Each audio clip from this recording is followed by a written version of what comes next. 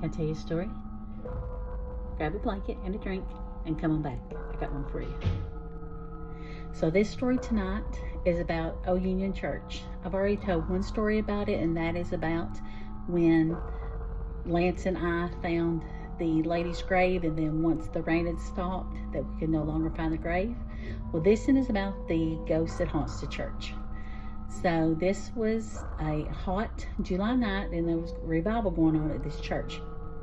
So since my grandparents went to church there, my mom decided that we needed to go to revival. So we loaded up and we went to the church. And as we were sitting there listening to the preacher preach, after all the singing and everyone talking, Lance and I were pretty tired. So we had opened the window that was beside the pew that we were sitting on and had propped it up. And in these old churches, because this church is over 100 years old, you have to use like a wooden dowel to kind of prop the window up.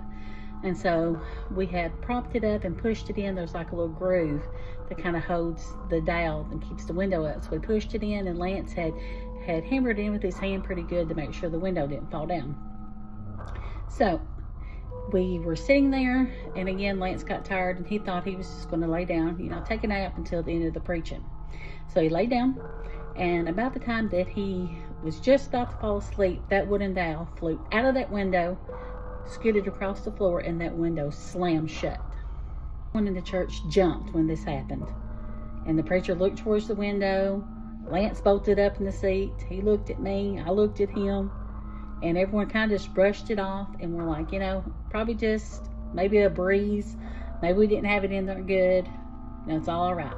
So we went and we propped the window back open again, and this time one of the gentlemen come over and kind of hammered it in to keep the window open, just in case if there's a wind, and that's what caused it would fall again and scare everybody. So the preacher started preaching again. Lance and I sat there for a few minutes, and he leaned over. He said, "Tab, I'm tired. I'm going to go to sleep." So he laid over again, and no sooner that he laid his head on that pew that dowel flew out of that window again, crossed the floor again, and that window slammed shut. Everybody looked at him and looked at me, and we're like, we didn't do it. There's no breeze, no nothing. And I remember Pastor looking at Lance and said, "I guess that ghost that haunts this church is wanting you to hear my sermon tonight, son."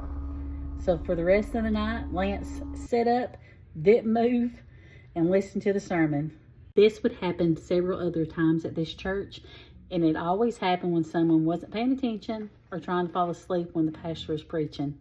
I just thought it was a neat little story that I wanted to share with you guys tonight. I hope you have a wonderful weekend, and come back next Friday for another story.